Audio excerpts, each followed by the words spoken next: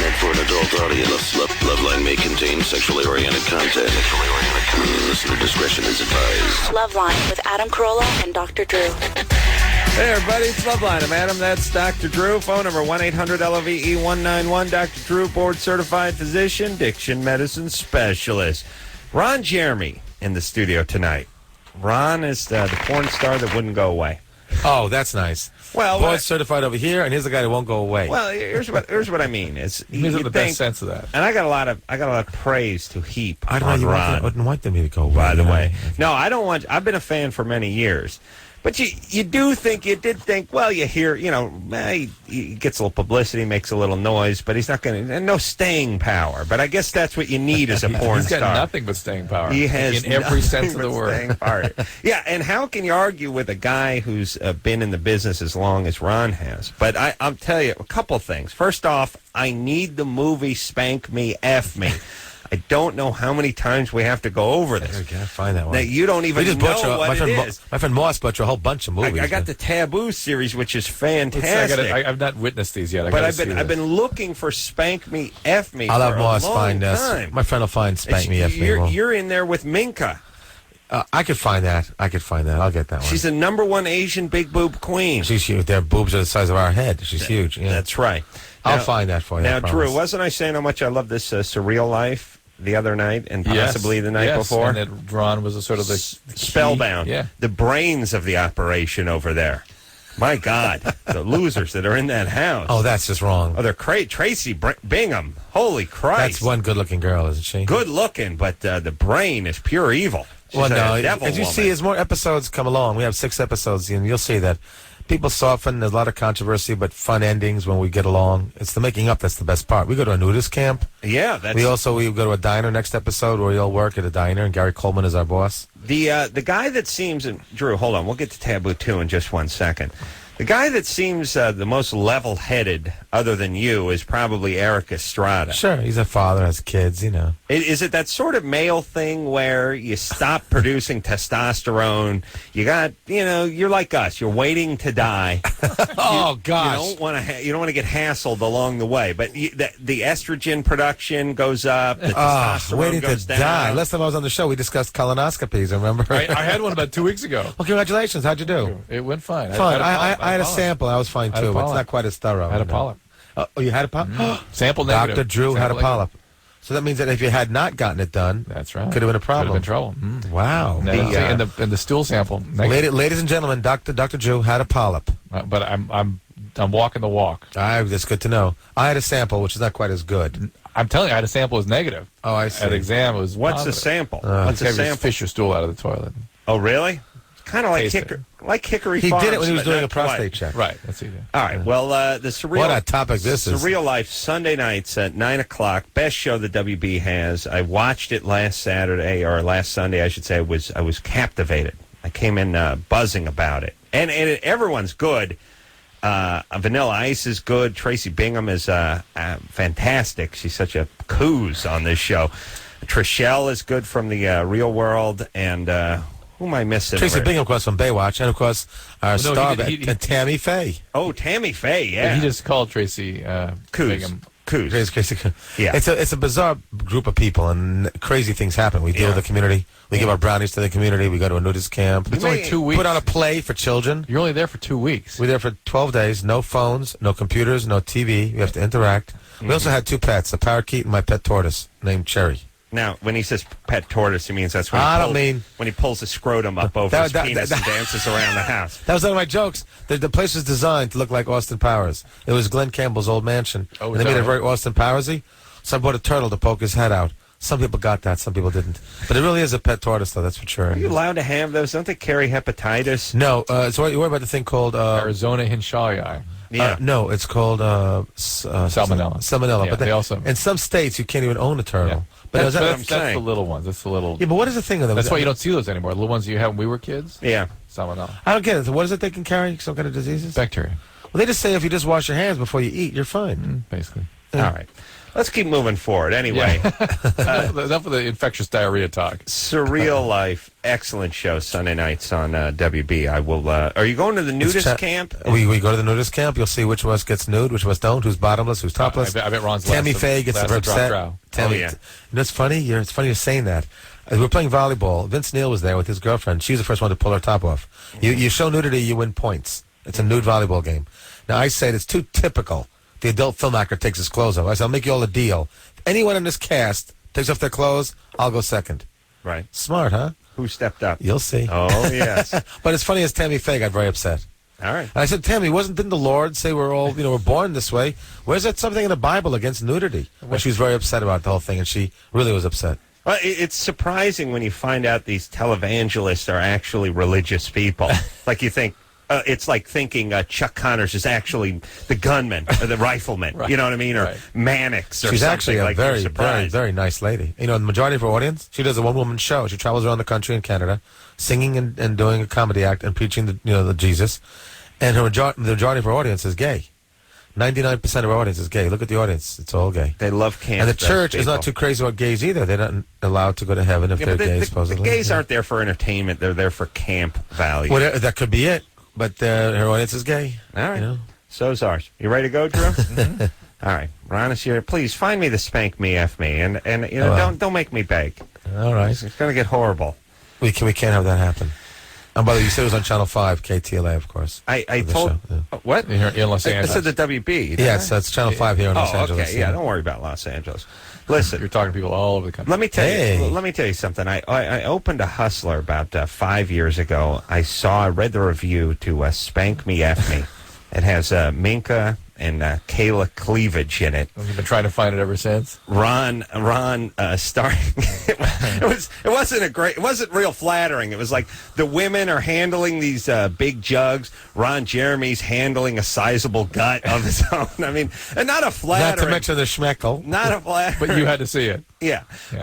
But I had to see it, and I thought to myself, where do you find this thing? I don't know where to find this movie. And then I thought, you know what? I'll just call my local adult video store, and I'll rent It's hard it. to find. And I called them, and I said, yeah. And you get real serious when you're talking about pornography. Excuse me. Yes, I'm looking for an adult title. I'll get it.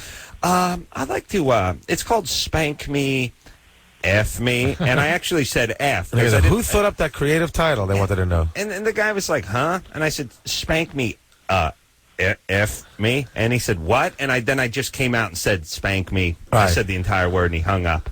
And then I immediately got angry. It's hard to find. Why are you calling it this? So I can humiliate myself I at the think I video can store find and then it. get hung up on? Just call it, call it, Ron meets Minka or something. Ron meets And gigantic boobies. Yeah, give us just a modicum of dignity when we try to find this thing. Yeah, the What, guy to was get wrong. hung up on? I mean, do you want to work the F word right into the goddamn title? It's how are you going to move It's wrong. this thing? I didn't title it, by the way. Thank you. I think it's a Metro film because they have a compilation. I think I can get a hold of it through Metro Interactive. Speaking of working in a title, Oh, yeah. we got to talk about Cabin Fever. We do? Yeah, we're going to be doing this for the next 4 nights. Ron, just hang on for 1 second here. Tonight, just like last night, everyone over 18 and over will get a free DVD of the movie Cabin Fever. Apparently, it's quite interesting with lots of backstage kinds of interviews and that sort of thing. It'll be available on DVD starting January 20th for those of you that have to go out and purchase it, not those of you who win it. And those who win will be, this is the cool part of the whole thing, automatically entered into a drawing to win a trip for 4 to Whistler. Yeah. Airfare, cabin, lift Right. tickets, How everything about included. those losers send over a couple of copies, by the way? Yeah, Lauren, Do you have any of those copies? No, sir? we don't have any of the copies. we want to see Cabin Fever. You guys want to laugh? What? My face is in that movie. Really? Good. I'll tell you why. The bad guy, who played by James DeBello, who was in Detroit Rock City, he wears a Ron Jeremy T-shirt for about one half the movie. Oh, really? I got so many. I'm not lying. I got so many phone calls about Cabin Fever. It's Lionsgate produced it. I had executives at Lionsgate telling me that you are all over this movie. You know what I like It's about my Ron? name and my face is on Did they there. ask swear to you God. about it? They I don't- gave him the T-shirt on Detroit Rock City. I'm saying they don't want you to ask for money for the... No, of course not. You know what I like about Ron? He may be a haggard porn star, but he's a Jew first. You know what I mean? He's dropping Haggard? names. No, I mean... Oh, listen, what I would discuss colonoscopies with him. Seasoned porn veteran, but he's a Jew first. He knows Lionsgate. He knows the producers. He's got everyone. He's dropping everyone's name. He's networking. You see what I'm saying? Well, not a lot of films pro. have my face on a T-shirt. It's kind of exciting. I would reckon, and by the way, what a great time it is to be Ron Jeremy, living in these Sodom and Gomorrah-esque, judgment-free environment. Oh, God. Well, but here's what I'm saying. Take this in the context which it's explained. In the spirit in which it's that. intended, which is some years ago, and not so many years ago, a guy like Ron Jeremy would be living on the sort of fringes of society. I mean, you'd be making a living, you'd be making a decent living, you'd have your circle and stuff, but you'd probably not be welcome into a lot of circles. Mainstream I couldn't go to a society. wedding. They're afraid I'd put something in the punch bowl. I understand. Right. And now, where people just have bigger fish to fry than castigating porn stars. Right. I mean, we're thinking about catching terrorists, and this mad cow disease. Everything under that, right? It's SARS. Everything, China, Korea. Everything under that just turns into sort of entertainment, and a guy like Ron just becomes a sort of friendly mascot for the porn industry, and he's woven his way quite seamlessly into the mainstream fabric of America. I'm ready to cry right now and salute the flag. Thank you. All right, just use your hand. It scares me when he says salute. Can we join hands and sing We Are the World, guys? Andrea, Hi. you're 20? Yeah. What's up? I had the flu last week, and they put me on Vicodin because, my whole body hurts, so they just put me on Vicodin. Yeah. Did they do that? Yeah, they do that now. or codeine. Yeah, the flu can be so painful. Yeah. Wow, nice. And? After I was done with the medicine, I'm, totally emotional, Oh, you're withdrawing from it. Mm. How long were you on it for? for a week, I guess. I thought you were going to allude to being emotional while on it. I have some patients who put on opiates like that and they start sobbing and they feel dysphoric and horrible. But maybe that's how they really feel. Well, You know what I mean? And the medications just open them up to that. Thank you, Mr. 1974. Think about it, dude. Yeah, dude, my head will explode. No, it's a biological alteration of their mood function, but also withdrawal can be. And do you crave the drug? No, I was only on it for a week, and No, I understand, but Well, some do you people want can it or not? Yeah, do you think about it a lot? Do you wish you had it back? Anything like that? no. Okay, so you're just having some residual effects. That will go away in about 3 to 5 days. Okay. Okay? All right. And what about the wisdom of putting people on Vicodin when people fall in love with it in a very short period of time? It's a really interesting question. The first thing you learn in medical school is how to take pain away. It's very satisfying. And you want to, and stopping suffering is sort of one of the things you're trying to do as being a physician. And opiates do that, but it's very difficult. I know we're to talking about a judge. 20-year-old chick with the flu here. No, I'm Aren't with you you, supposed to because drink some tea and eat some top ramen and sort of gut That's it right. out And for a few days? If she had the genetic setup for an addiction, it could have started that ball rolling. And what about just in general, without getting too philosophical, Ron, you can weigh in here, which is, in general, telling everybody, don't worry, here's a pill, it'll go away. Your suffering, your pain. I mean, the sort of tests historically that if life puts in front of you are all gonna go away. Not a good thing necessarily. Yeah. A 20-year-old gets the flu, 20-year-old should suck it up for a few days. Yeah. All right. I'm generally Are you that hearing school. an echo in your head, by A the way? little bit, yeah. I think it's... That's sounds like that's a sign of the flu. The echo? Oh, you guys aren't hearing it. Is it still prevalent right now in America right this moment? it's coming down. Epidemic's dropping now? Yeah, substantially. Good. The flu. Particularly out here in Southern California, we had it. Boy, it was bad. So it's eased up a little bit. That's good to know. Quite a bit. Ashley, Yeah. you're 17? Yes. What's up? I lost my virginity probably about a month ago. And just recently, probably about a week and a half ago, I've been, I shaved down there, but also, I broke out, little bumps. Now, down, more. It's kind of like a rash almost. But you don't think it's from the shaving? No, because, the bumps from that, I know what those are like, so. So are these if I get blisters? cut over something. Are these blisters? No. Do they hurt? Irritation. No, it's just irritation. They don't Hard hurt. to know what that is. It may just be some more folliculitis, which is what you're describing before from the shaving, or it could be a real sexually transmitted disease. How long does it take? Let's say, God forbid, it was herpes or something. So it's How long does it take after contact with a person? It's a sort of an unknown, although Really? some people will be very dogmatic about it and say it has, first as a week of when the virus is building up, and then you get a flu-like syndrome, and then your glands swell up in the inguinal area, and then you get this painful outbreak within 10 days or so. I have seen people that swear it was the day before.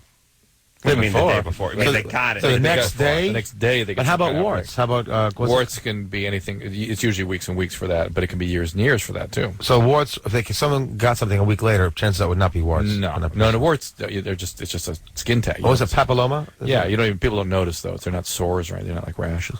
They say everyone has papilloma supposedly, but it only comes out. Adam doesn't like to believe that, but yes. Well, I won $100 off one of the cheapest men in America, which is Dr. Drew, or Dr. Jew, as I like to call him, because I had nothing on my penis. How dare you, and thank you. He had some suspicious lesions. So the good news for this girl is I would have got a nickel out of you if there was anything even close to suspicious. How dare you? So the good news for this girl is it probably is nothing serious. Yeah, but what I was trying to tell her is that I can't tell what she's describing with the rash. They don't know how to describe rash. Doc has to see it. Somebody's got to look at it while she has the rash. That's what's important. You understand? People think, well, this will go away. If it goes away, you've lost the opportunity to figure out what it was. Because most won't a blood test show herpes? No, it's not really effective. It really is. Jesus, Ron, you of all people. Yeah, the blood tests are. I'm fine. They overdiagnose. I know, but you should be a doctor. They overdiagnose. What do you mean? They're not good screening tests. They're really not. They have to be in a setting of high suspicion to really be accurate. They have to actually investigate a bump. It has to really look like it. Is it true that they say about 65 to 70% of sexually active people probably have it, don't even know it? Herpes?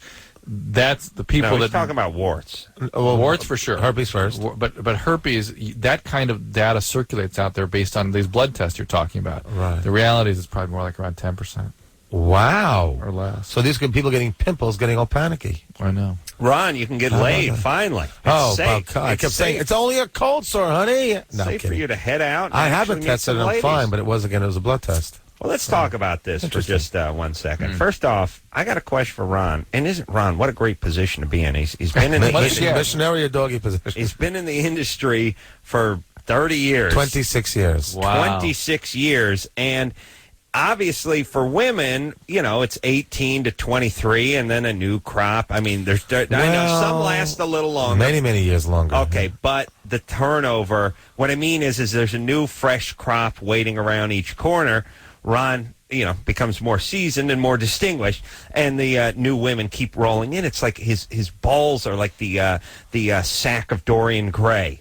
I'm going to hurl. Balls never get old. I'm going to throw up. It'd be a great movie. His balls are they've been in the industry for 70 years, but now here's another 18-year-old. Playing at a theater near you. Ron Jeremy's ball sack. Yeah, that's nice. All right, all right, so let me ask you this now. The trends change. The women, they shave. There's piercings. There's tattoos. That's correct. What do you like? I like more natural, the better. I'm a big fan of natural. Whatever was emblazoned in his head when he was 15, that's what he still likes. It's funny. It's true. I've asked guys that question. Yeah. If you like large or small breasts, and most guys whose mom was large like them large. Those whose moms are small. And they don't think about the parent naturally, but at least I hope not. But I actually do find that similarity. I like natural. I'm just a big fan. Although, then again, who am I to talk? If the girl's got a pulse, I'm happy. You know what I'm saying? Yeah, Ron. It's only nailed if she's breathing 4,000 chicks. If she breathes and says, yes, I'm fine. Well, no, I'm kidding. Well, here's the thing, too. I guess what we're asking is I personally like the women of yore in porn. That's his. The hairier. Yeah, I understand what you're saying. A little more natural looking. More of a hippie attitude, more of a free love. I still think that's what harkens back to what your first impression of a woman was when puberty came on. It just leaves an imprint on your head. That's what we're talking about. When you were in high school and looking at those women in Playboy from the 60s or looking at Gilligan's Island or Beverly Hillbillies. That's your idea of hot. You're absolutely right, dude. He likes Mrs. Howell. That's weird. Wrong one. Now Jethro. Now when you see the crazy piercings and the tats and everything, it's women look a little sharp edged now, and it scares. Which is like Playboy tries to hire women who are from the the good old days. If you look, Playboy doesn't like to hire tattoos or piercings and stuff. Oh, that's interesting. You ever noticed that? Yeah, they like them big boobies, of course, but even they are doing more like belly piercings and shaving downstairs and stuff, and they're sort of a couple notches behind the time. But it takes energy to do those things. But the market speaks of energy. Yeah, and then you ask, what is that energy? Where's it coming from? What does it smack of? It's all aggression. Yeah, the market is so saturated right now. You can get anything for any tastes. Like, you can get a whole line of videos about women who are hairy. They have a whole series like that for girls who look like they did in the old days. Non-tattooed, tattooed. I mean, I'm not joking. There's something for any taste. But life is so short. Listen, you flick through the back of these magazines, they got the chicks with the penises hanging off. Anything you want. The company I work for, Metro, has all kinds of varieties. You know, you like them black and white, white and black, threesomes, gang, whatever you want. Now, has anybody studied what people go after? Yes. They have computers in every video store across America, and you'd be amazed. I'll tell you, want to be shocked? Yeah. This will knock your socks off. The majority of video stores around the country, the majority of tapes that leave the store are generally heterosexual. When they check the peep show booths to see what the majority of people are looking at, transsexual and gay and bi. Which means a lot of the same guys who come in there to rent an adult tape for him and the wife at home will sneak into a peep show and see a gay or bisexual tape. No. Doesn't want the wife to know about it. Different guy. No. Now, new guy. Oh, but it's the same clientele. Guy heading to the peep show looking at the gay stuff is gay, and he's just that. Here's the thing about the gay. No, but isn't it interesting? When you're the gay, majority of peep show sales are gay and bi. Majority of rentals are heterosexual. not the same guy. That's so he leaves the store with a heterosexual. No. Right, but maybe Different different guys. Yeah, different. I don't know. And, a lot of people. And by the way, the gay male Ron that is his looking at a peep business. show maybe trying to hide his That's homosexuality. true He's too. not taking stuff home. Brings it right. Let me say this. Weird. When you're gay, the world is your basement. You F and jack off everywhere. Gay guys don't really buy trail this. a semen everywhere. It's not the Parks, opinion of the sponsors, folks. Here Yeah, at but K-Rock. Adam Hiking has trails. gay envy. See, Gay guys got no trouble peeling one off at a spa. They got no trouble peeling. Oh, you go to one of these. Peeling one They off peel one off everywhere. like it's a banana. That's why all the peep show stuff is gay. These are gay guys. They're just leaving they're like Zorro. They're leaving that mark everywhere. That's what they do. That's their thing. whatever you say. I'm interested in this preference thing that they have to have so many different kinds of things. Whether people study It is. No, and what makes those fascinating. preferences. You know, they should just. It would be a doctoral dissertation on sociology. It's incredible. Right? I mean, what creates those preferences? There's foot fetishes, there's B&D, there's S&M. That would say so much. There's even a about, smoking tape. Girls who smoke cigarettes while they're performing fellatio, and that sells. so much about the human motivational system. You're right. It's so much. You're All right. right, but let me just say a couple quick things. That's interesting. The It weird is. one. Drew, shut up. The weird one is the bug squashing one. That's a good weird one. They prosecuted those people. That's disgusting. They started with bugs. They did like rodents. Yeah. So they even little baby cats. They moved into midgets. They were prosecuted heavily. People wanted to firebomb their house. That was horrible. Yeah. Somebody wanted to buy those things. Somebody wanted. Yes, that's very Forget scary. the fact that they. All right, but We're going to hell in a handbasket, Dr. Drew. Someone bought those tapes. That's another thing. See, Ron just doing his boring old straight porn. That's exactly right. He's considered. Old-fashioned. Yeah, that's your. Yeah, I meet a pretty girl. I play hide the bacon. I Model- sleep till Christmas. Model T. That's Right. your grandpa's porn. I burp, roll Very over, and quaint. watch HBO. That's my life. He doesn't pee on anybody. He Nope. doesn't squash any potato bugs with Nah. his ball sack. Nah. He doesn't do anything. Well, if you ask. But no, really.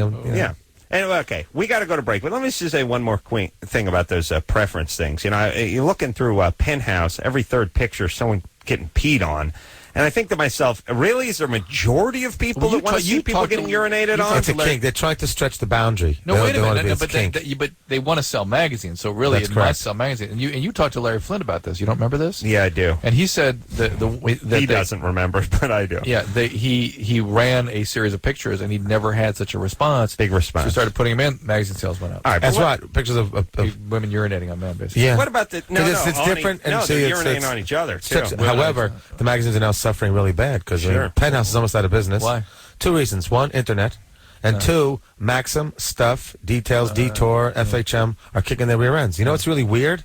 Because people would rather see J-Lo or Britney Spears or some famous girl in a skimpy clothes like a bathing suit than see a model nude. Yeah. Or even see hardcore. Yeah. You know, And the Maxim is kicking their rear ends. Different guy at a different time. Now, of Larry day. Flint was smart. He's now gotten into satellite. He's got into videos and DVDs. So he's actually going on to other things because he knows there's a problem. Penthouse is almost finished. No, I'll tell you. Playboy still is holding I'll tell on. you what it is. It's when things get stretched a little too far, we snap back. It's like the yuppie phase. No, I meant That's true. the preppy phase. People were holes in their jeans, hair down to here, Right. wearing haggard, the total hippie rock and roll thing. What came off of that? Preppy. Short haircuts, wearing the Izod shirts and the slacks and the penny loafers. When stuff goes too far, eventually snaps back and then it starts heading back again. Yeah. So we've now snapped back. Well, we got to take a break, but let me say one more goddamn thing. I was looking through one of these magazines, it's like Stuff Magazine, or they have ones that are a little more aggressive, and it's basically nude chicks. Every other page is suicide bombers that have blown themselves up. So it's like human body parts strewn around the Tel Aviv marketplace, and then nude chicks. They're not nude. And Max on that stuff, they're not nude. Topless. No, they're not. No, they're very skimpy, right. I'm talking about the slightly more aggressive ones, like Loaded or something like that. It's almost, but not quite Don't topless. argue with me, Ron. I'll shut your goddamn mic off.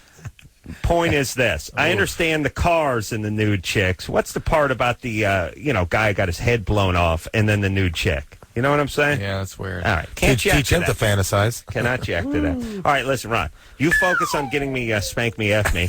I'm going to the bathroom. And when I come back... Well, thanks for sharing. I expect it'll be sitting here. Okay? What you do in the bathroom is sitting there? No. Oh, the tape. Okay, spank gotcha. me, F me. Gotcha. Ron Jeremy here from a little show called The Surreal Life on the WB Sunday night. And listen, I'm not just saying this. Excellent show. Watch it, and if you don't believe me, I'll give you your money back. We'll be back after this.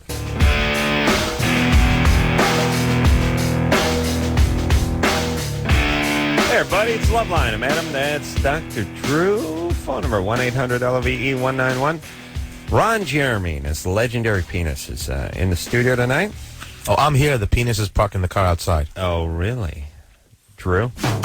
Put your big toe up there and find out. Ron is here. Ron is on The Surreal Life, which is on the WB Sunday nights, 9 o'clock. I watched all of last season religiously. And you liked it last year, too?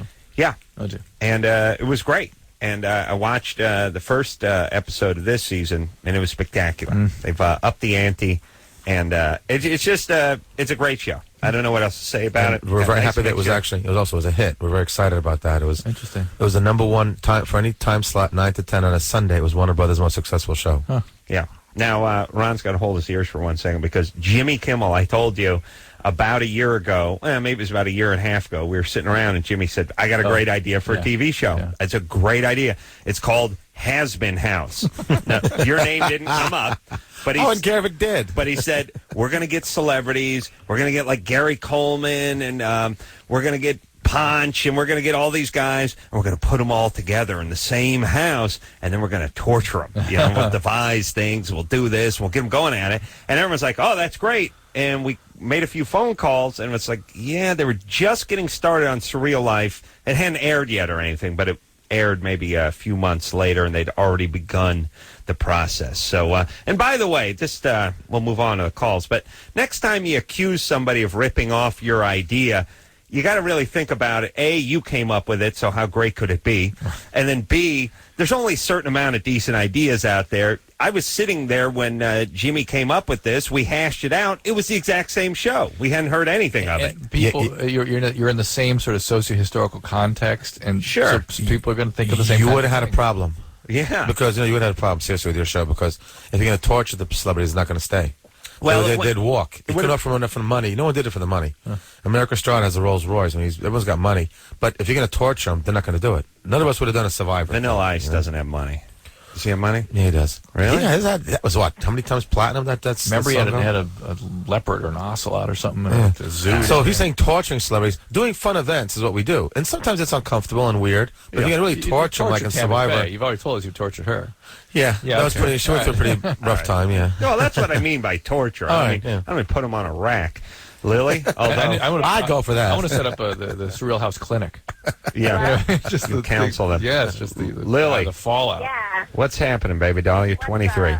Yeah, Adam, I want to say I love you. You're hilarious. Thanks, Lily. You are like the highlight of my night. Thanks. Okay.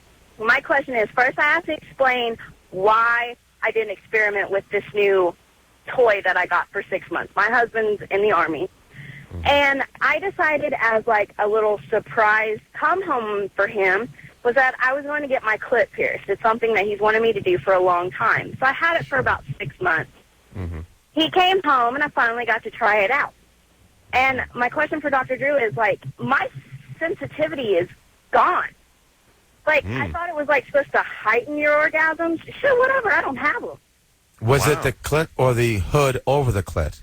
It was the clit.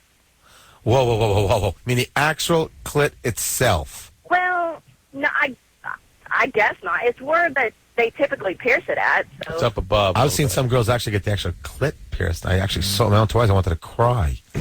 You know? I would think that would feel bad all the time. Ugh. Uncomfortable all the time, yeah. Okay. Well, listen. Well, Lily, you're putting a foreign body into an organ, basically. A part of your body is I took it out, and I still, I took it out because I couldn't feel anything, and I thought maybe it was just the ring, and I took it out, and I still, my sensitivity is gone, and I was wondering if maybe they might, something might have happened when they pierced me, or... Well, yes, a foreign body entered they your... put a hole in your clit. That's what happened. If they had taken the clit off, would you be surprised if something happened? The point being, though, you can damage the nerves and whatnot, and they grow back, oftentimes, hopefully.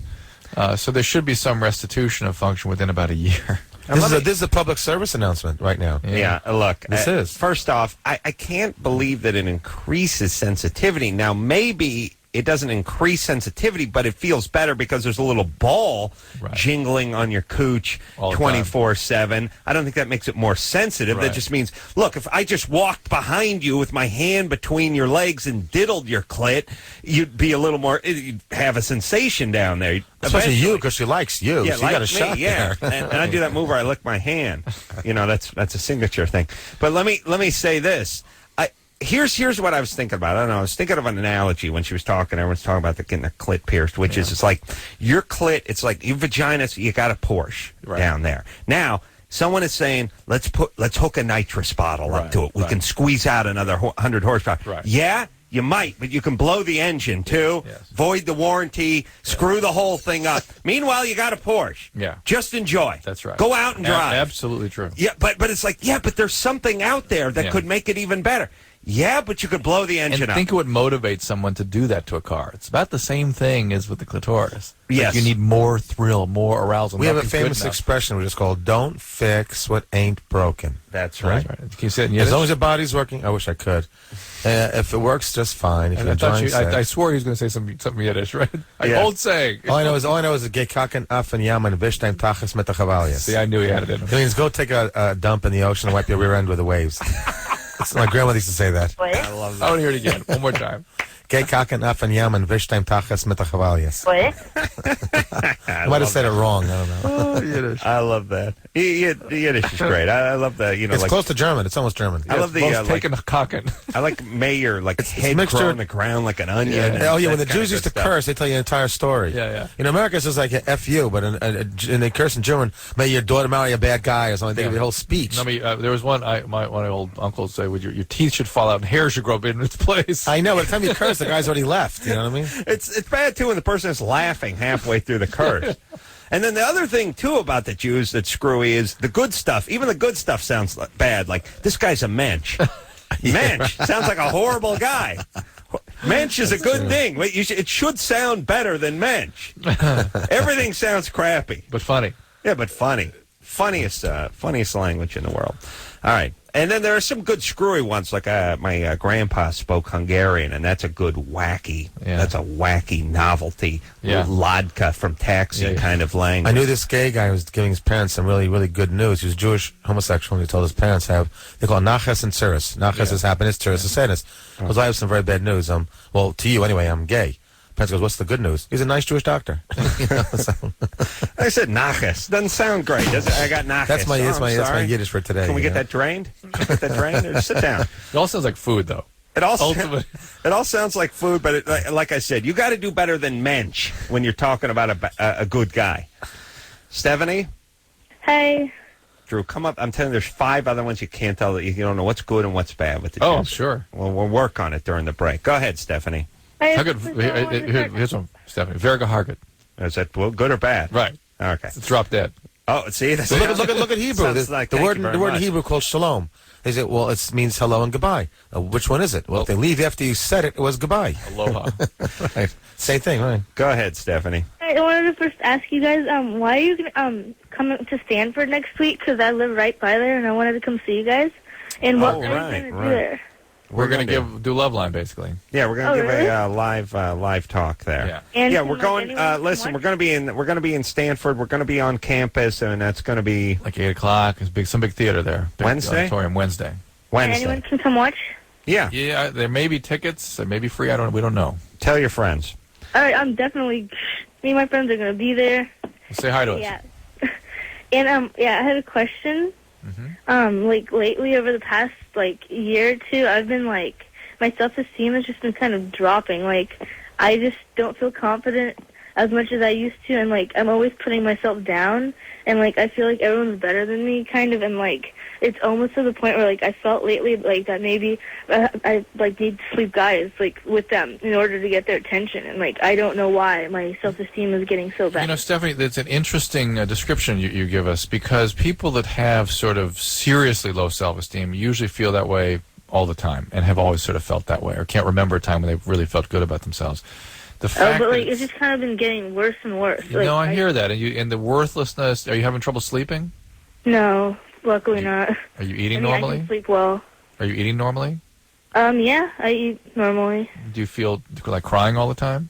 Pretty often, yeah. Do you feel like life is giving you surus? Because, or not? How about the parents? Do the parents? Well, do your parents encourage her? Do you want to say "feh" to help? But what she's describing is depression, and depression eventually will affect thinking, and worthlessness is sometimes a symptom of depression. Are parents partially responsible for this, or they make a person feel like when parents put the child down sometimes? Of course, parents figure in everything that's going on with an adolescent, but I think, Stephanie, you really need to get this about. Your grades dropping too? Actually, my grades aren't that bad, but it's just because I got really lucky with my really easy classes. But I managed to get a 3.0. But you're having trouble. You're having trouble keeping your grades up. I usually get around the 3.0. Just say it's dropping, so Drew can be right. How about socializing? How's your socializing with friends? I haven't I'm pretty social. I can make friends pretty easily, but lately I haven't really felt like going up to people as much as I usually do. Do your parents put you down? Ron, leave her parents alone. I'm curious. My dad lives in Russia, and I haven't seen him for 12 years because my parents got divorced, and I live with my mom and my aunt and my grandma, but they're good to me. Are you irritable a lot of the time? Excuse me? Are you irritable a lot? What do you mean? Do you get angry easily and I kind of do, actually. Yeah, these are all symptoms of depression, Stephanie. It might be simple enough as having your depression treated. This all could go away because the thinking and the negativity, it may just be all the function of the biological state you're in from the depression.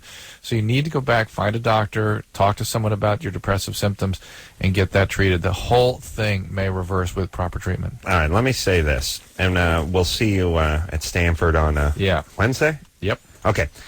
Here's the thing. I was just thinking about this. When you're older, it's this way too. But especially when you're in your teens, doesn't always seem like you're heading one direction or the other. Either you're building on your successes, you're becoming confident, you've just had a couple of sexual conquests, you've made the varsity basketball team or cheerleading team, or your girlfriend dumped you, your boyfriend dumped you, you got a D in history. It's just weird. If you took a look at your life, it wouldn't be bars, it'd be a flowing river, that would sort of be like a graph that was heading up and heading down, and it wouldn't be sharp either. It'd be curved up and curved down.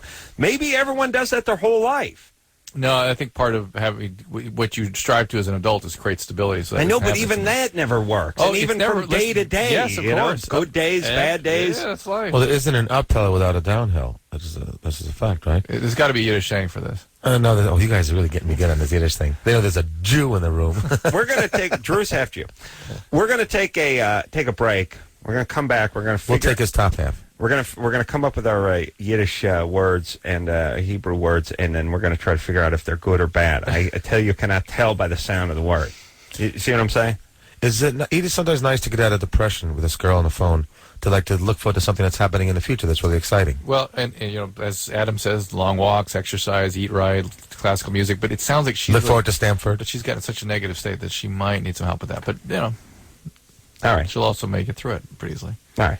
3.0 is not bad either. Let me see. I'll try to say this in Yiddish. A break we should take. Yes, we should. We'll be back.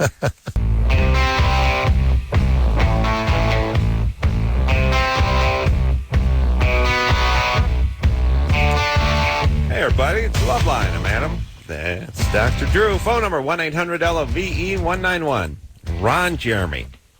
It's great to be here. The prolific Ron Jeremy. What a career. We're talking, dozens and dozens and hundreds and thousands of porn films. And you got a film right there, by the way, the Being Ron Jeremy one. You got Being Ron Jeremy, which is Me and Andy Dick as my co-star. Dynamite. Funny film like Being John Malkovich with a twist. I also got Taboo, and what is this? Is this the old? No, what is this? A new Taboo? You got part 2, 3, and 4 there. There's one here. I got 2, 3, and 4. Part 1, 2, and 3. Well, it looks like the wrong cover for 1. 2 is fantastic, and 3 is going to be great. It's about a guy who's not only raping his mom, but his sister, Drew. He's a very special man. Is that Junior? That's Junior. Wow. He's got it all. This is the whole family here, right? Oh, yes. Oh, yes, he does. It's cool, too, but we can't make films like that anymore. Those No. films have been off the shelf for years. Yeah, these... And Morse had a real hard time getting them. Yeah, it was, I God bless him, by the way. And, John from System of a Down, by the way, is a huge Taboo man. But, I wish they'd release more of those older films on DVD. The soundtrack to Taboo 2, Ron, I don't know if you had any part of that, but you heard these songs? I play classical piano. I didn't do it on that one, though. Second to none. Second to none, Anderson. All right. You don't remember this? Heck no. Come on. It's a classic. He knows how to please. Oh, my goodness. I did this movie like 20-some-odd years ago. Come on, buddy. How You dare know you. the words. You're upset, Adam. He Careful. can do more than you'd ever imagine and do it with style. You know what's funny? Does it with me. Oh, Director yes, he does. Curtis Stevens had a son who was very heavily involved in music and had a lot of like synthesizers in the house. That's why it probably was very good music. Yeah. He lived next door to the Jackson. He lived next door to the Jackson family. Son Swear to God. Must have been a junkie. No, too. true story. The people who directed that movie and produced it lived next door to the Jackson family. Is that funny? He only reveals what he wants you to see and then shows it all.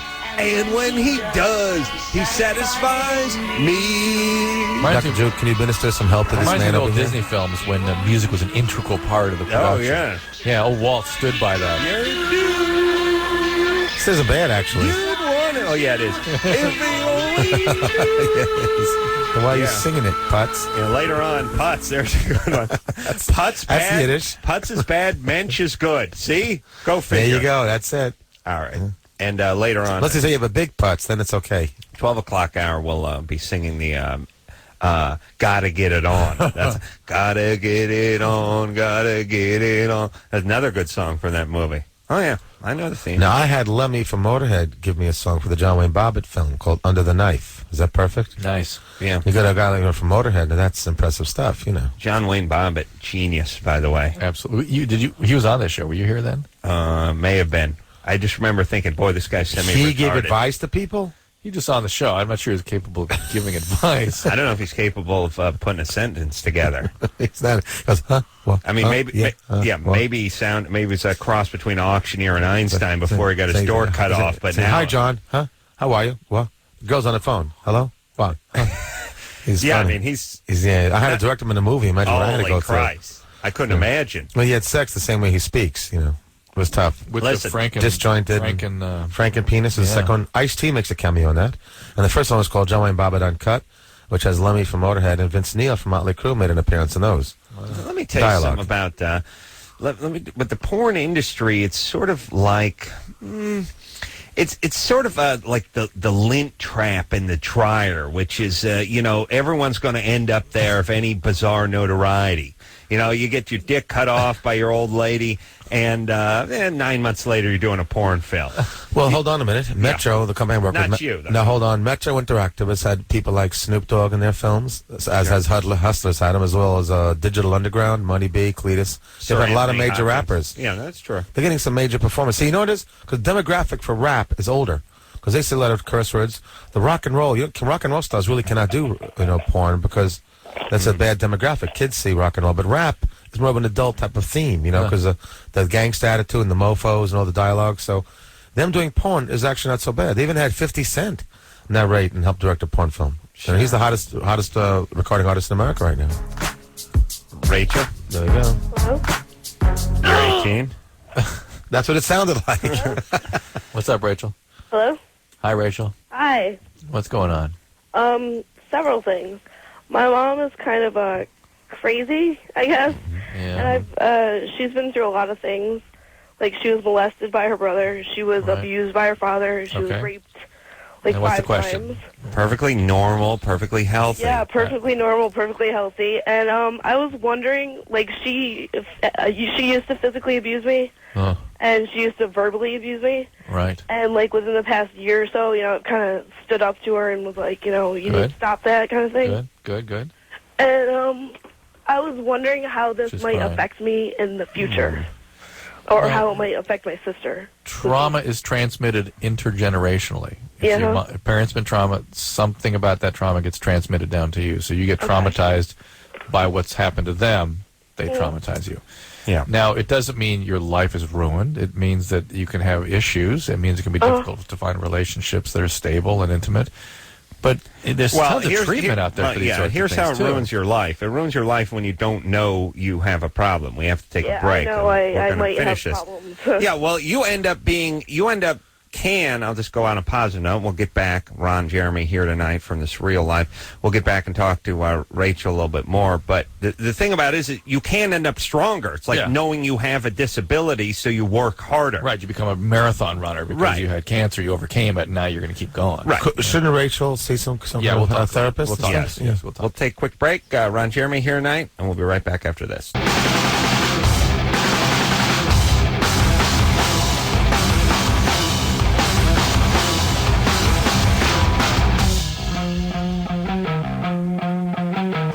Hey, everybody. It's Loveline. I'm Adam. That's Dr. Drew. Phone number 1-800-LOVE-191. Ron Jeremy. No. Go ahead, Ron.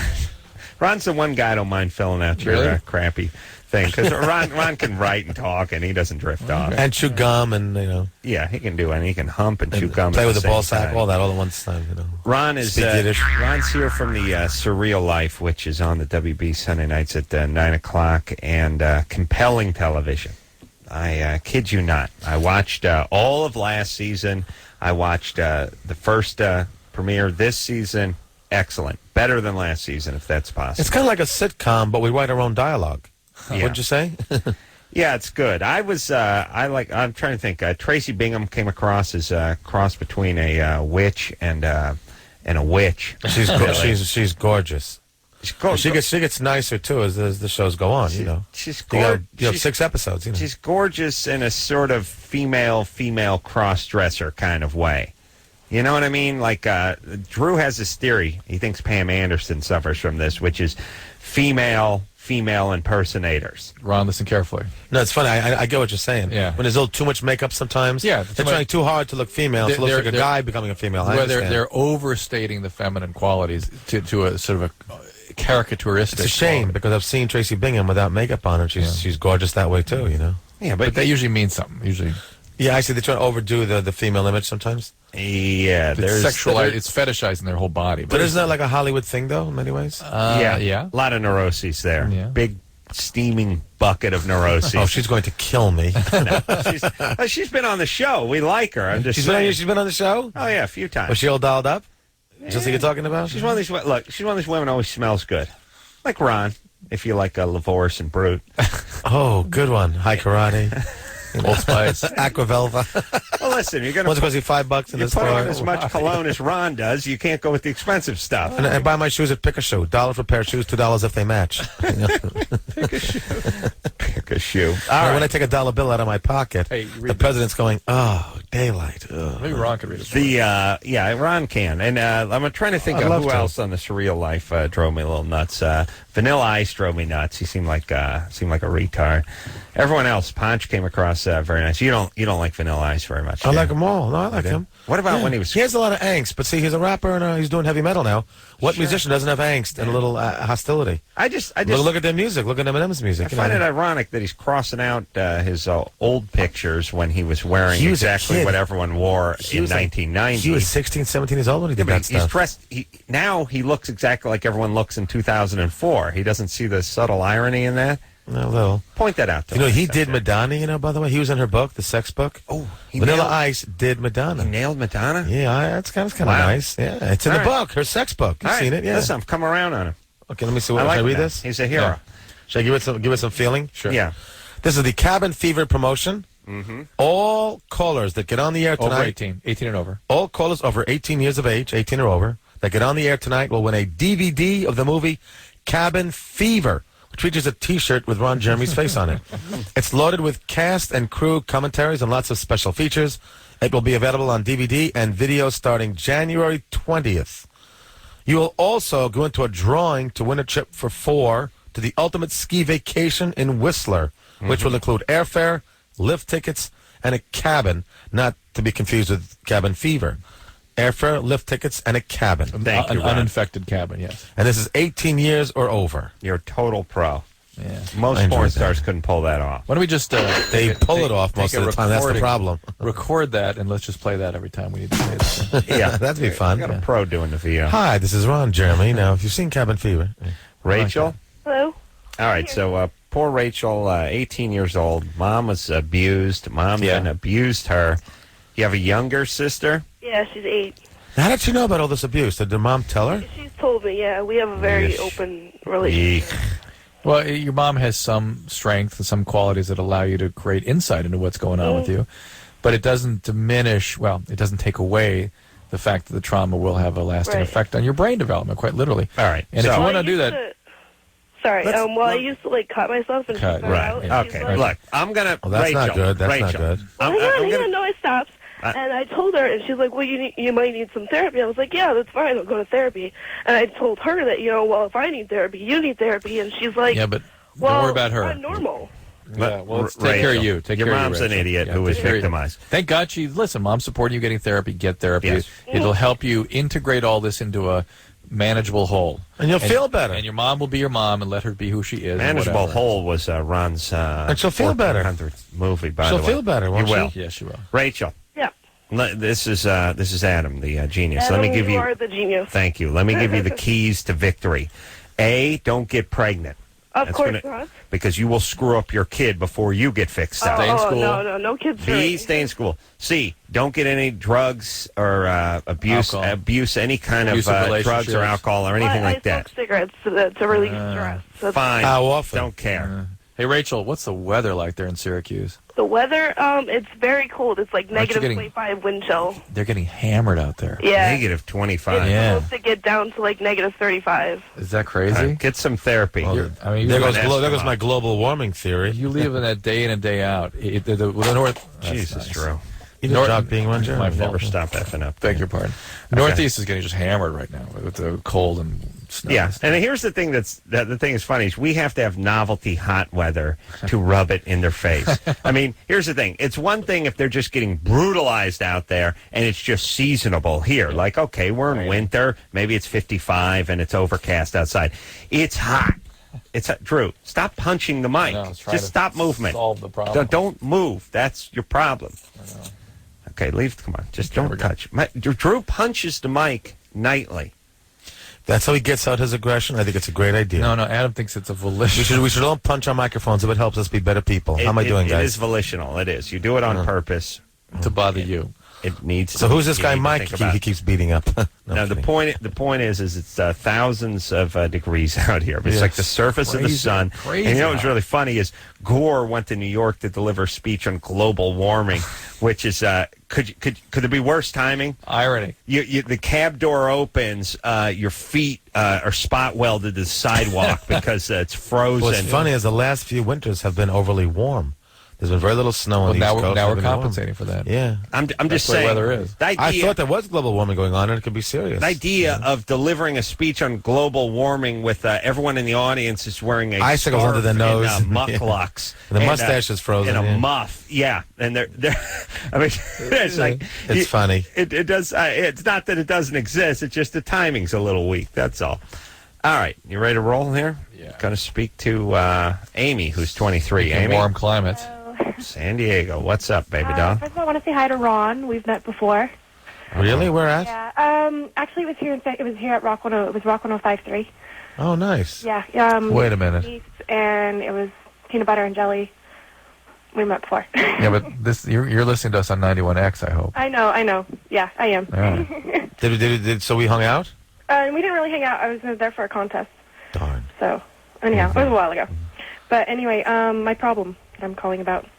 My boyfriend has a smelly penis.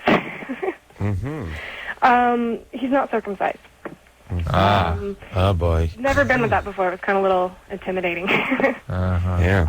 And we've tried, like, we've taken a shower together, and I've, like, washed it or whatever to see if that would help. We've tried Gold Bond. It's not helping. Washing Can you spell penile parmesan, boys and girls? Oh, I'm sorry. Please. Gonad Gouda? I'm sorry. I'm sorry. The washing is probably less important than the drying. You got to get it, as it were, bone dry. Okay. Like even take out a hair dryer and handheld hair dryer and just dry it completely dry. Okay. And some of that smell is from the moisture, the bacteria that grow in moisture, and you got to keep the thing just pulled back and dry. What about like antifungal things, like the stuff athletes put? Yeah, but the fungus aren't the smell; it's the anaerobic bacteria. Yeah, but a shot of that Plus it's going to be going into her body eventually. Is it? I know those. Yeah, you give it a quick rinse in the sink before you drop it in. You know what I'm saying? Does he actually have an odor? What after he comes out of a shower? Even in the shower. Amy? As a matter of fact, last night, yes. Okay, oh my so goodness! Here's the whole And thing. The problem Yeah. is, it's like he wants me to go down on him, and it All smells, right, and well- I'm very, very, very sensitive to smell, more than most people. Oh, boy. Oh, that's That would actually work if she puts like a nose pin, puts nose clips over her nose. There is a guy. You know when you go swimming in a pool, they got those little nose clips. Help. What? Yeah, well, okay, listen. Do what Drew says and do the dry thing. Yeah, the dry That'll do dry, it. bone Clean it dry. off real good, and then pull the foreskin back and hit it with the blow dryer. Really? So it's Yeah. a naturally dry. Now, don't make the mistake I did. I used a hot comb attachment. That's just use the air. That's interesting because Just the air. with a circumcised schmeckel, that even if it's a little bit wet, it's never a problem. You come out of a shower and you're all you're a little bit wet. There's never an odor problem. Folds. No folds. The bacteria live in the folds. One of what's interesting, guys, this is a true story, and you're going to love this, that Jews got circumcised until, during World War II, and up till, the late 40s. Then after the 40s, all Americans started getting circumcised around 1949. Christians, Jews, blacks, all started getting circumcised, which means 1949 is the cutoff date. Oh, come on, folks. Tip the waitress. Have a safe drive home. But actually, that's true, though. True. That really is true, though, that in 1949, all Americans got When did Ron circumcised. Jeremy become Shecky Green? True. When did that happen? What But was that is true, what though. was I Why- saying to you? Isn't Yeah. it weird that also now all Americans do it, and before it was all Adam Jews? was walking doing it? down the hall and said, Jew trumps everything. Okay, And explain now, what you meant by that. here's what I meant. Rabbi Shmuley comes in here. That's Michael Jackson's right Spiritual hand. advisor. Yeah, that's before he decided he was Islam. And basically, yeah, he's got a yarmulke and a big set of lips so he can kiss Michael's ass, right? But he's a rabbi. Okay. A smart guy. I mean, smart in the sense he's got a high IQ. I don't...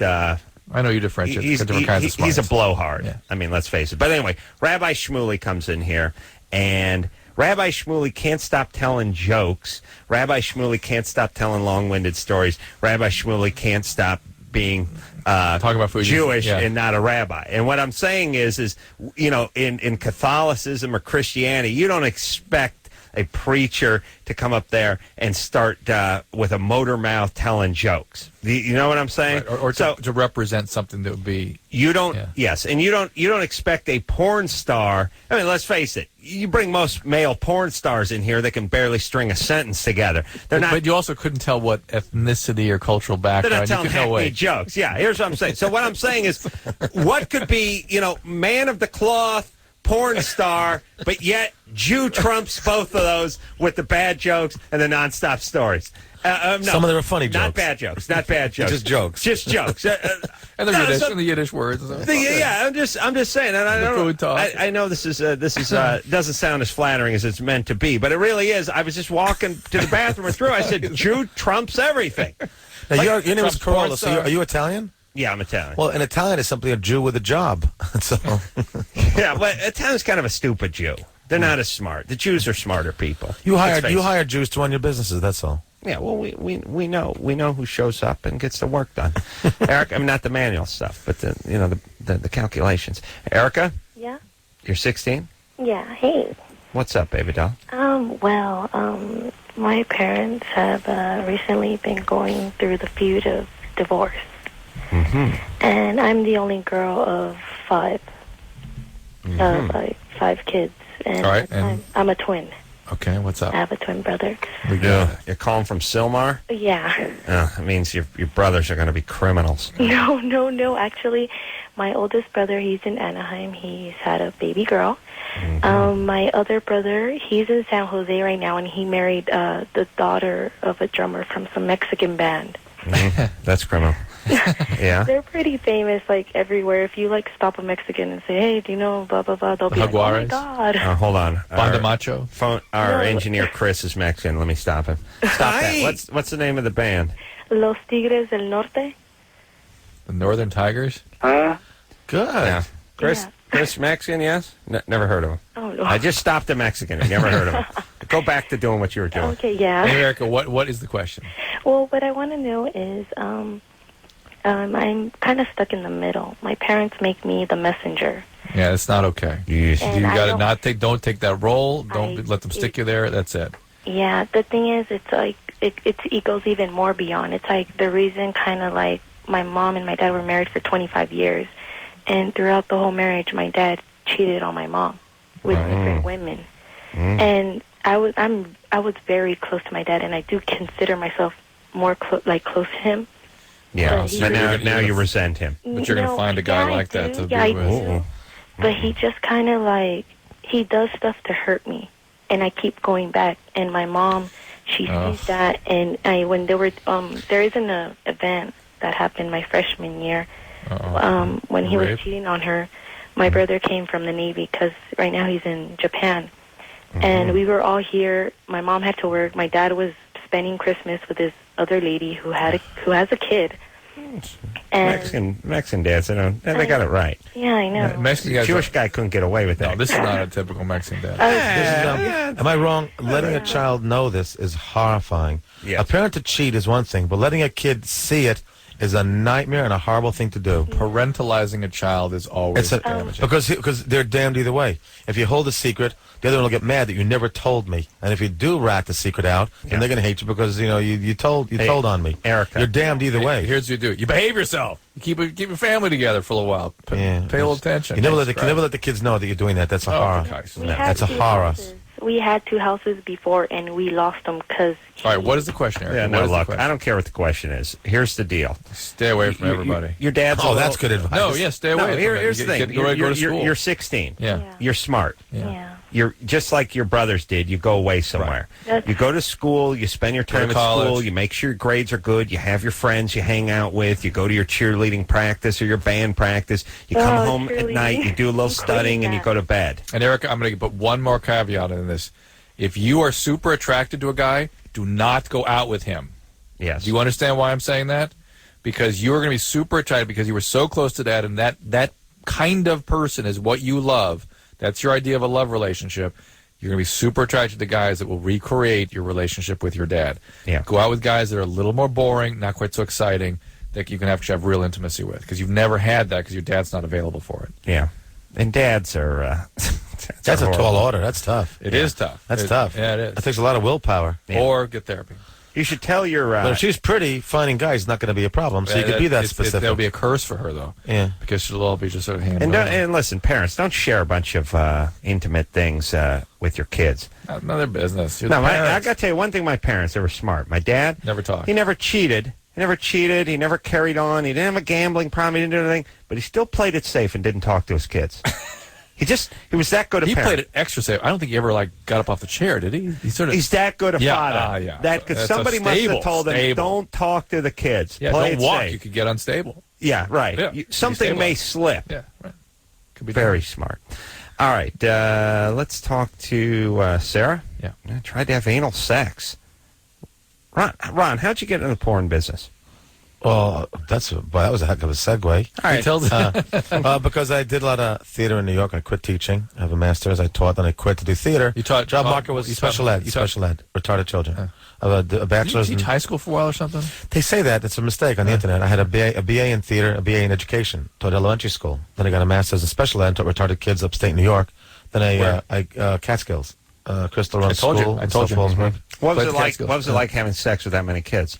Oh, that is just wrong. It was very nice, thank you. No, you're crazy. And then Then I quit to do theater off Broadway, and then got my equity card stage, and then I was approached to do porn. I did Playgirl magazine, October '78. Now, how did you get approached? Who approached you? Because a guy named Joe. I did a Playgirl magazine, and they asked, you want to do a movie, and I said no. How did you get approached to Playgirl? I did Playgirl because I was doing a comedy show. My ex-girlfriend sent a picture of me into Playgirl magazine, a Guy Next Door section, and they used it. This is the male version of I never wanted to be a model. I was a tomboy. Oh, I didn't mind. I know that she was doing right? it. And somebody sent in, put my name in for a contest that I won. She put it in. I thought they were going to bring me in for a layout, but they used that photo instead, the Polaroid. Mm-hmm. And they used a real name, too, which is pretty funny. That's why my grandma had to move out of the house. My dad goes, look, if you want to get in this crazy business, change your damn name. So I used my middle name, which is Jeremy. Mm-hmm. But anyway, so then I was a... What is your last name? Ron Jeremy Hyatt's full name. Hyatt? Yes, that's full name, yeah. So that appears on a lot of mainstream films, right? They didn't want the Jeremy name in there. Oh, really? Ronin and Reindeer Games. Hyatt? I was cut from them, but the name Hyatt appears in both credits. I was a prisoner in Reindeer Games, and I was a fishmonger in Ronin, the Robert De Niro film, yeah. Wow. So a lot of credits. But anyway, so what happened was, I saw how bad the job market was for actors, and a lot of directors were doing both. Like Chuck Vincent was doing both porn and mainstream. So if he liked my work, he'll put me in the mainstream film, which he did. So he put me in a film with Chris Lemmon, Jack Lemmon's son, called COD, and I got into the Screen Actors Guild, and from there I was doing both mainstream and porn. Wow. And how many, when you were working, I don't know, are you semi-retired now? I have a contract with a company called Metro Interactive, because they make the best movies, so I'm hooked up with them. So I work a lot less because they pay you to be exclusive. Right. What do they pay you a year? It's a good. I don't like to discuss that because there are a lot of contract people out there. Let me just say this: companies. Whatever it is, I'll double you to stop. I'll double whatever that price is. Oh, that is wrong. I'll double it to stop. Oh, that is just wrong. Please. Well, a lot of what I do is representing them on the road. Right. A lot of what a contract is not having sex, but just doing dialogue scenes, or we have a line called Ron Jeremy on the Loose, where I go to different towns. And I have young couples, put on sex scenes in a limousine or whatever. Yeah, I saw the Viva Ron Vegas. That was the one. Yeah, that's nice. Who are those twins? Are they cute? Oh my God, Ron was the Texas Twins. Oh, yeah. See, you didn't mind seeing that. Great hot. My clothes were off for that. Yeah, maybe. Once in a while, it's okay. All right. So then then you represent the company on the road. You go to video stores and you represent them. So that's what the contract's all about. Is the industry bigger now than it's ever been? Yes. Was it bigger 10 years ago? It's growing all the time because of the internet, because of satellite. What do you think the industry nets a year? They say it's an $8 billion business. $8 billion. $8 billion. $4 billion is on rentals of DVDs and VHSs. Wow. $8 billion. And that's billion. They say it's bigger than the recording industry and bigger than the sports industry. Wow. Yeah. It's billion. The adult industry, that includes all adult. That's adult industry. $8 billion business. Yeah. Wow.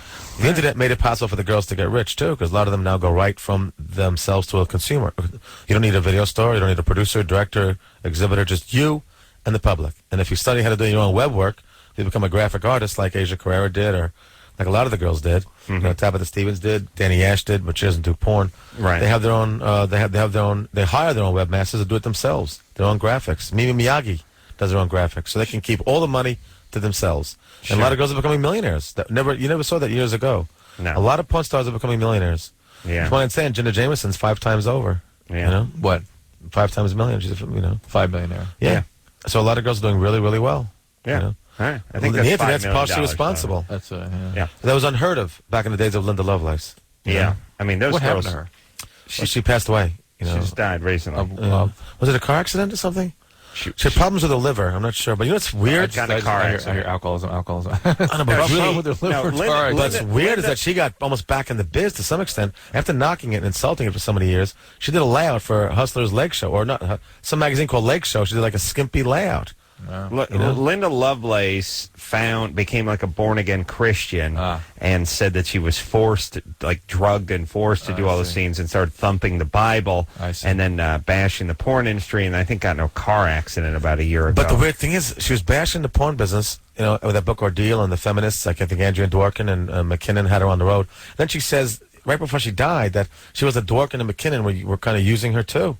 She was used by the feminists, and she did a layout for Leg Show, which is a skimpy magazine. I'm remembering Can you believe now that? when that movie came out. I was in college, and my college set up a viewing of the film in a big classroom. College? Deep Throat? Yes, it was the Department of Psychology. It was set up. It'd been out about a year, and they said we're going to have a viewing. About 300 kids. Of course, you want to know the psychological but I mean, people repercussions of deep throating somebody. But they were viewing it like there was the Zapruder tapes or something. It's like, this is bizarre to think about that historical context. Did you feel a rise in your Levi's? Of course, but it was novelty. It was like, what?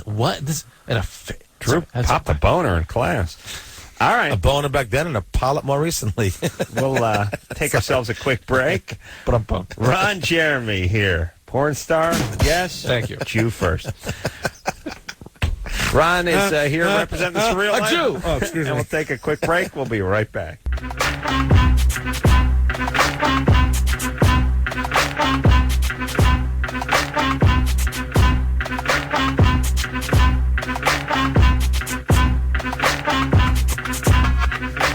Music, Susan, blues, I Cusan, blues on Cusack.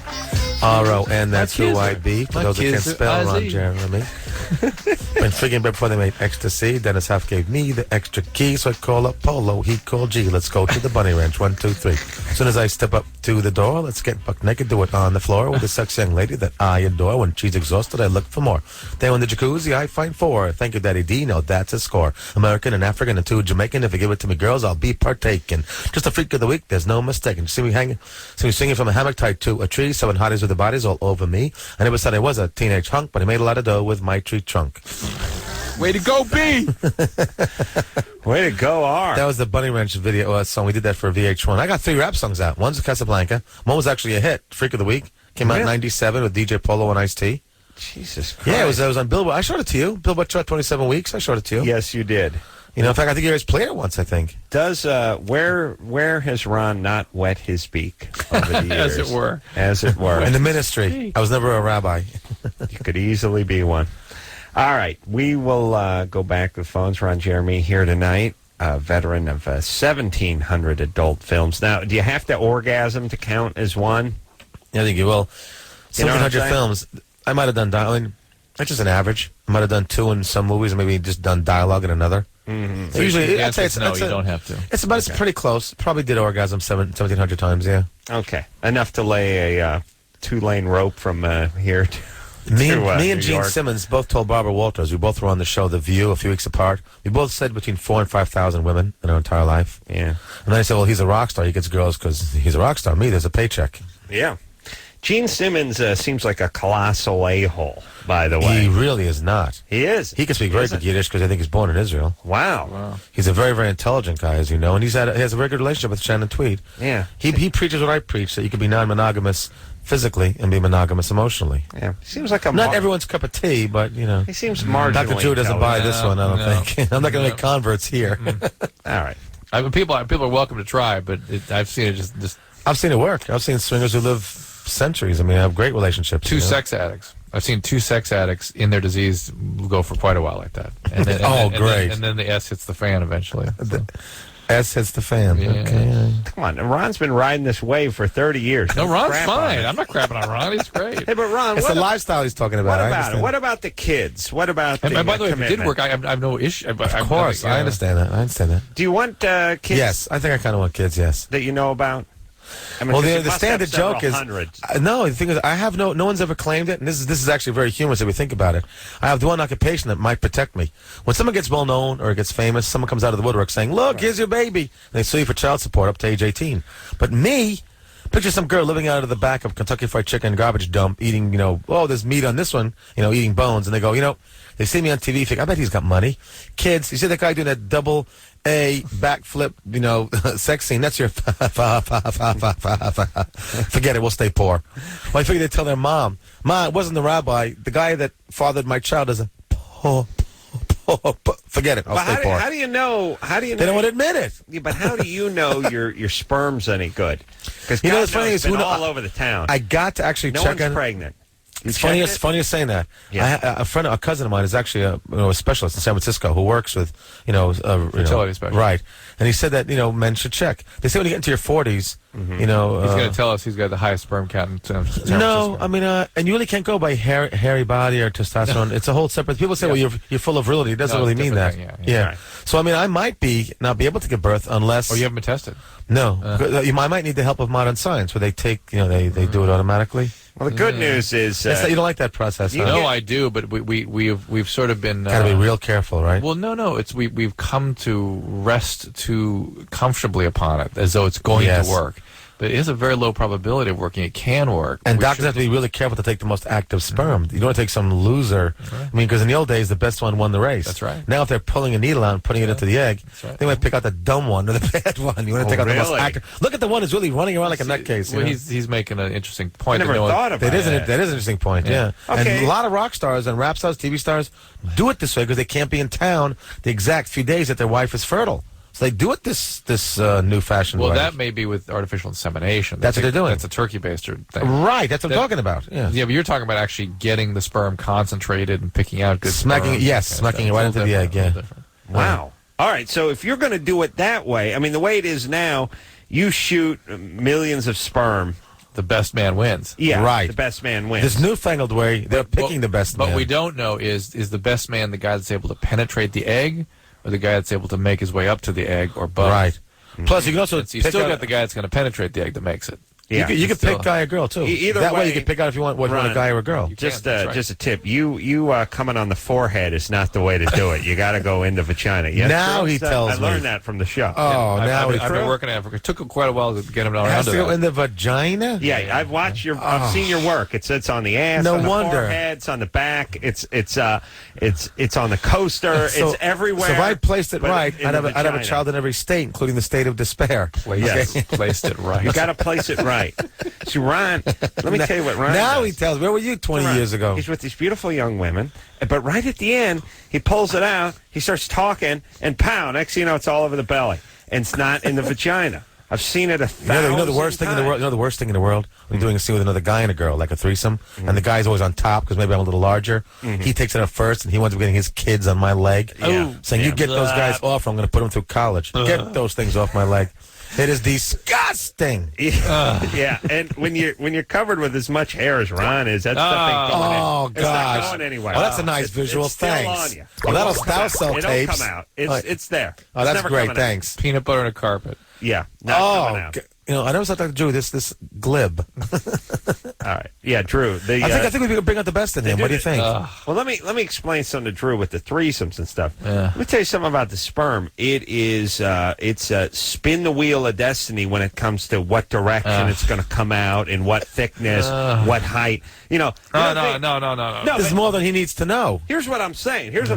Guy, sperm coming out perfectly, all uniform. All of a sudden, one load, pow, right in the eye, just goes sailing off the side like a tracer bullet. That can happen. It's not the guy's fault. Girls get pissed at the guy too for that. I'm just We're saying, not doing it on purpose. When you're doing a threesome and the guy next to you is finishing first, that could be your forehead. More conjunctiva to get the conjunctivitis. Yeah. Oh, of course, pink eyes. Yeah, enough. Sarah? Enough. Yeah. Sarah, that's Yeah. what I say. Sarah, you're 19. What's up? Tell me about the ocean again. We bring out the best, Crap in the Dr. ocean. Drew. Crap in the ocean. Gay kaken afen yamen nevishtaim tachas mitachavalias. That he enjoys. Yeah. Who doesn't enjoy that? Yeah. Come on. I'll tell you. Jew. I'll tell you, loves it. Those brain dead, coked up 19-year-olds. Ron's banging the bejesus out of. Ron, read this real God. quick. Just read this. Here we go. We don't have to do it again. Last do we? time, yeah. All right. Go ahead. We Ron. don't. Ron's going to do it for us. I like doing a commercial break for you guys. I feel special. Thanks. Cabin Fever promotion. All callers 18 years and over that get on the air tonight will win a DVD of the movie Cabin Fever, featuring a T-shirt with Ron Jeremy on it. It's James DeBello, the bad guy, wears it. That's true. Yeah. It's loaded with cast and crew commentaries, lots of special features. It will be available on DVD and video starting January 20th. You'll also go into a drawing to win a trip for 4, not 1, not 2, 4 to the ultimate ski vacation in Whistler. Where's Whistler? It's British Columbia. It's fantastic. Okay. Yeah. Which will include airfare, lift tickets, and the cabin and the signed underwear by Dr. Drew and Adam Carolla. You know, just That's thinking, right. how many of our 18 listeners, years and over. How many of our listeners have passports? None. Think about that. Wait a minute, to go to Canada, I heard you don't always have to have If one. you're No. flying in and out, Yeah, no, you're flying it's- out You're now. Are flying you in. kidding? Okay. All right, buddy. Relax over there. Thank you, Ron. You're Well, if they to- don't qualify for skiing, can they take a kayak trip in some river instead or something in Yeah. America? you're a total pro, Ron, by the way. Thank you. Sarah, Well done. you're 19? Yes, I am. All right, so you tried to have anal sex. Right. And with two guys. Not at the same time. Right. Two Ron, different times. one Good after to another. know. One Leave after that to the another. Yeah, pros. yeah. That's right. And you couldn't relax. I can't get it down. I don't know if I'm doing it Why? wrong. Get it Why are down. you trying? What so, does she have to? How old are you? Yeah, I'm 19. Why are you trying so diligently to do something you don't The like? guy wants Can't to. I do. do want Two to. guys. I do want Well, to. But why do you want to do something that's not pleasant? Well, because I heard it. I heard that it felt good. Yeah, but know? it's not feeling good to you. That's reality. It's not feeling good. Oh, so I mean, because I just thought that maybe I just couldn't. I couldn't do it right, or maybe. Are I you wasn't bored with trying. vaginal sex? I'm sorry. Do you enjoy vaginal sex? This is Ron Jeremy confused why you would continue to try this thing. I know. That's So right. I should hang up my. Okay, are you? Do you enjoy vaginal Yes, sex? I do. There, And do stay you with feel the it. need to experiment right now, or can you This wait is a back few to your years? Porsche thing again. Yes. This is back to the Porsche. With Well, I the mean, neck on it. the guys really want to try it, or it's not that important to them. Well, I mean, yeah, and I want to try it, and I'm not doing it just for them. There are ways I could teach them how to do it better right now in the air, but the thing is, it's Really? there are things, there are tricks to it. Well, no. Okay, I'll tell you. First of all, But Ron, not your forte in the movies, is it? I do a lot of that. I've done. You a lot do? Of that. It's not my favorite thing to do, unless the Well, girl really likes it. Let Drew First of all, smell- she's 19 years let old. The Drew more smell your pecker, by the way, because I don't believe you. the more you have sex, of course, the more she has normal sex, or I guess vaginal sex, the more her muscles are relaxed, and anal sex will be a little easier. Oh, really? First of all, the best position to start out in is with your elbows are on the ground, and your rear end is the highest point of gravity. It's the highest point. That way, the insides open up a little bit. And Really? It creates a little bit of a space. Because that way, the guy's not pushing the skin quite as much, which causes pain. So have your elbows on the ground and your rear end totally up in the air Well, in, hold on, in you doggy can't- position. You can't get your elbows on the ground. Yes, you can. Yes, you can. Oh, you mean you got to be on yes, your the knees? girl's elbows. Yes. Yes, knees Oh, and get elbows. on the knees. The Okay. guy Knees has to and no. The forearms. guy has to have Right. sex with you first in the vagina. You Why? follow? Why? Because it relaxes her. I see. You know, and a vibrator doesn't hurt either on the clitoris. And then after you have some normal sex with the vagina, Oh, wait, Slow down, I can't write this fast. while the guy's doing vaginal sex with you, honey, you still listening? Right? Yeah. He should try one finger first, lubricated in the rear end while he's doing the vagina, and see how you feel. If that's too painful, then stop it, because if you can't take that much. Hold if on you're a second. okay, Hold on a second. you try two Ron. fingers. Hold on. Yes. Hold on. Now, is that a tablespoon or a teaspoon of KY? I'm not trying to write here. Now you got your second finger. It's a dash, Adam, a dash. Then, Okay. and once you handle the two fingers and you all stimulate, make sure you're A generous excited. dash, though. Vibrator vibrator on the clitoris, a penis in the vagina, and then if you feel that the two fingers are okay and you're comfortable so far, and you're well lubricated, Oh, it's- and you're turned on and you're excited. Two It's now, very two. important One, to be then two. excited. One, Two then fingers in the ass. It's good because that's the width of a man. That's the width of a penis. Right. So now, if you're still turned on, remember you want to stay excited because your muscles can relax more when you're excited. If you're not enjoying it, it's a problem. Right. Then if everything is going smoothly, the guy can take out his two fingers, take out the penis, and then put the penis in the rear end again, up and over. He has to stand up almost. So your rear end is the highest point. Remember that. So there's a little space Let me there. see your hands. You know. If I was saying. Defunct some of the things about hands and Hey, penis you're size, packing right? there, Dr. Drew. You're You know what I'm packing. saying? Yeah, but Drew, you got Dr. Drew's got big hands. He's been hiding out. He's been hiding on all of us, folks. He's been holding back. But He's packing. Drew, you got a Pine Mountain log between your legs too. What are you talking about? So sweetheart, have you tried this way Seen before? Drew's peckered at And remember, a airports, lot of too. girls, here's the problem. A lot of guys want to go right to there. Like, what were the problems that you faced? The guys wanted to go right to the rear end? Well, I was probably positioning wrongly. Yeah. I mean, like he tried it from we're laying side by side. That can I work, was but this in is front better of him. because when you go with gravity, remember, when you're doing doggy position, your insides are sucking down with gravity, so there's a little Right. hole there to begin with. You go with So gravity. it's much easier. Go with God. And here's the most important thing of all. Let the guy put in the very tip, and then you do the work. Let the girl, you back up to what you feel comfortable. He can't be doing the work. You have to. Right. So let him put his thing against the tip, and you back up into him, and that's the trick. Okay. And Now, see, I've known I had to be relaxed. I just Yeah, don't enough, know how. enough. You must be relaxed. Sarah. Sarah. All right. Yeah. Now, Sarah. Sarah, Doesn't work if you're not relaxed. I want you to Pray to Jesus. No, I want you to. We're going to take a break. Okay. And we're going to come back with you, and I want you to repeat what Ron told you to do, just to make sure you digested all of it, all right? I have to Ron, leave the no room. helping. I must leave the room. All right, Sarah? All right, Pray hold to on. God for salvation. That's all I can say. You're turning religious now. Tips for Great Anal by Ron Jeremy. Also in the Surreal Life on the WB, 9 o'clock. And there was no Sunday night. anal. There was no anal on the Surreal Life. Very little anal this season. You'll find anal in Metro It's tapes. the only disappointing thing about this year. We'll take a quick break. We'll be right back.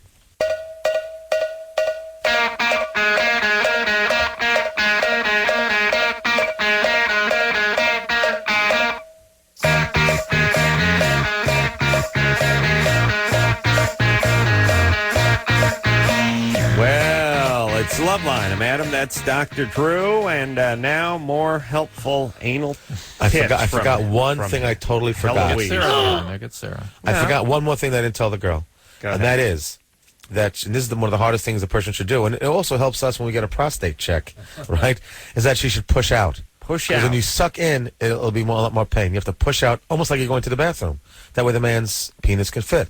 Now, a girl will say, but if I push out, I'm afraid I'll make a mess. Mm-hmm. But you won't, because your rear end is the highest part, it's up in the air. So you Yeah. won't make a mess. I think Adam See, needs that's to why make that. whenever a girl has I to think I go, can whenever a do girl it. feels a little uncomfortable, and a director in a porn film has her riding the guy, say you're a blithering idiot. That's the biggest way to make a mess. Right. You know, let the girl's rear end be the top part, and you go straight down on the girl, like up and over position. Right. Then, if she does push out, there won't be any mess because gravity won't allow it. Right. So that's the biggest thing. I forgot to tell it to the girl. Push out. Yeah, but if And you're- while you glide on it, while you go towards let me explain about gravity. It can be overcome. Like, see my arm right now? Right. See, now I'm lifting my arm. I've just defied gravity. Correct. You understand? Now pretend my arm is a dookie. Ready? That's Pow. hard. Hear it? Up. No, she's defy not- gravity. she's not- I but- can move it up. Drew, but you look forgot. at me. If she's- Watch this. first of all, the I'm going to girls- stand up. You ready? Oh, we get the Ready? point. Ready? Up. Oh my God, that's a miracle. You know Well, how I did it? how? I pushed. Oh, The no. girl should also be clean Sure. and not push out that hard. Yeah, I see. what people How Because do the you guy's clean? penis will get in the way anyway, so nothing could. But I don't the want to dookie use can't go I don't anywhere. want to use my joint as an S cork. You basically that's what it is. No dookie because dare you. the penis gets in the way of the Call it dookie. an S cork. Okay, now let's get back with Sarah. She wanted to have anal sex, and She follow all this? Well, let's see. Now, no tip, no help. Now, Ron. I won't say a word. Sarah. Yes. All right, now let's give the big beats because Professor Ron told you how to engage in anal, and I want you to make sure that you got it all down. Go ahead. Film at 11. Okay. What I want to do is, like, position myself, like, up in the air. Not myself, but, and then him come up and over, Now, what's your position? like doggy style. Correct. Yeah. But, me being more up in the air and him coming over. And first I want to relax myself by having vaginal sex and maybe clitoral stimulation. And then that would Good relax. girl. Yeah. Maybe a vibrator helps too. Sure. And maybe that would relax me some more because I'm having a hard time being relaxed. And then push out a little bit. Mm-hmm. And then let him in. And you do the work. Right. All right. Now, okay. Oh, you forgot the finger. Typical Loveline The preparation. fashion, You forgot the fingers. Shouldn't bring up the most important part of it, Well, which is the guy should wear a rubber. no one's dumber than Safe our sex. callers. Because Nobody. anal sex Nobody. is also risky. For diseases. So Thank you. make sure there's a rubber being used. Unless Yeah. both of them go for AIDS tests. Sarah, remember the whole two finger? Every time for the Trojan, that's it. Remember the two finger thing? Yeah. Okay, better. It should All right. warm you up first before the penis goes in there. But she's not worried about what the guy needs to do. So see, I see. forgot about that. Okay. All right. Yeah, condoms for that one. Ron will That's not rest until every teenager in America has been sodomized. No, it was not your cup of tea, nothing. I found it fun only when the girl was, forget about porn. Before I ever got into porn, I liked it only if the girl liked it. If it was just to do it for me, I'd say, I like vaginas. You had sex before porn? Yeah, a little. And you look at it thinking, he couldn't have. For free? Nobody Yeah, paid you? Some girl actually. What an insult. And the girl wasn't paid either. But if the girl really liked it, it was fun. If the girl didn't like it, Yeah. I didn't really need it. It's really a turn on. If the girl likes it, then it's a turn on. You know, like The Bad Place, The Final Frontier. It can be nasty, but otherwise, you know. Ron brings up a very valid point, which is guys are constantly trying to talk girls into doing stuff they don't want them to do. It's sort of like dragging them to a movie they don't want to see. Who wants to sit next to somebody with their arms crossed with a puss on for 2 hours? You know what I'm saying? Sam Kennison had a great way of saying this. The comedian, he'd say, you know, the girl goes, you could do this, but not this. That's the first thing you now want to do. Yeah. You know, she hadn't said anything, you know. Absolutely. Dean? You went theater mad, too, by the way. Yes. Dean, up? you're 20. We'll not let you forget it. What's up, guys? What's happening? No, I'm just sitting around touching myself right now. Right. Stop it. Stop it. What is going on? Did that anal conversation get you going? Oh, no, not too much. The girl had a sexy voice, and she repeated how to do it. But remember, Dean, 2 fingers and lots of lube if you're going to touch yourself. What's beat off? Go ahead. No, I'm a dry man like you. Maybe a little. What, Dean? What'd you call about, dude? Oh, I called to talk to Adam and Ron about a little bit of rambling. Mm-hmm. And having you guys should have like the first XXX like rambling miniseries. It'd be great. From yours to Warner Brothers' ears. How does it go? Oh, okay. This is how it starts. Adam would be his name starting off would be Nine Hard, and he was in the war, and you were his best friend, and your name would be Benjamin. And Benjamin. Benjamin. Right. Adam was trapped in the war, and Ron started to get on his girl back home, and he was dead. That's patriotic of me. Yeah. So. All right, I'm bored. We should never, ever talk to anyone that calls this show with any kind of idea. They're always horrible. I like the part of me doing your girl while you're over fighting a war. That's cool. Imagine you're a television executive having to listen to crap. I got to draw the line. Honey, Adam's away in a war, so why don't you eat this while we're waiting for him to get back? I got to draw the line with the anal, though, and my girl. Yeah. You know what I mean? Yeah. Adam's in the war right now, honey. Can you take these 2 fingers and put them someplace? I've seen a lot of Ron's films. I haven't seen much anal. Maybe it's I choose not to. I did a lot in my younger days. I did a lot more when I was younger. I did a lot of Swedish erotica. Used to almost save me with some of the anal scenes. I figured I was pretty good at it, so I used to break some of them in. You know. Right. Oh, I mean, Ron. There really is an important technique to doing it. Plus, you know, an important thing I forgot also to say, but it's not really her concern, is that the guy doesn't have to put the whole thing in. You know, like when a girl. I mean, the guy doesn't have to. You know that, right? Yeah. No. The girl, because it's a lot more uncomfortable there than other places. So the guy can just put the tip in. Right. It's like they used to call me just the tip, Jeremy, and just to go easy. You know, I'd say to a girl, "How big is your boyfriend?" Well, 4 inches. I'll put in 3. Right. Doesn't matter, you know. Right. If he's 5, you put in 4. Exactly. If he's 26 inches, you put in 25. Yeah. You didn't launch the whole thing in there. You don't have to go balls deep. It's not neat, you know. It's a nice conversation. How big is your boyfriend's joint? Oh, it's 6 inches. I'll put in 4. I'll drop 4 in. What do you say? Drop 4. It works. Yeah, and let me confirm it with him. And it looks good on film. It looks just as good on film. Like, look at John Holmes. Looks better. It looks better because you can't get the whole thing in there. It looks good on film doing that. No, because you see some left. Otherwise, it's like we don't even know if you have a penis. You're just humping an ass. Exactly. There you go. Go to break. Okay, take a break. Dry anal rape. How big's How big's your grandfather's joint? Oh, great. Okay, 7. I'll drop in 6. Gosh, an abused girl. How big was your dad? I'll put in less. Come on. God. Your priest That's is what? wrong. 4.5. I'll drop in 4. I'll take a quick break.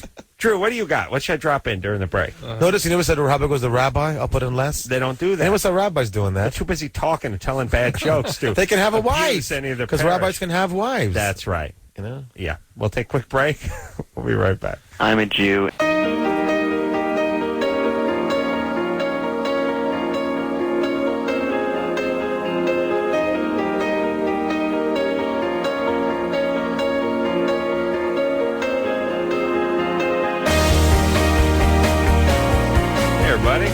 Well, that's the show. I want to give a lot of thanks out. First, I want to thank Ron Jeremy for coming in here tonight and telling everyone to watch this Surreal Life on the WB, 9 o'clock Sunday nights. Favorite news show. I want to thank Engineer Chris for doing a great job out here. Engineer Anderson for doing a fantabulous job back at the home base, Westwood 2, the dump, the smelly cesspool dump, as I like to call it. I want to thank Junior producer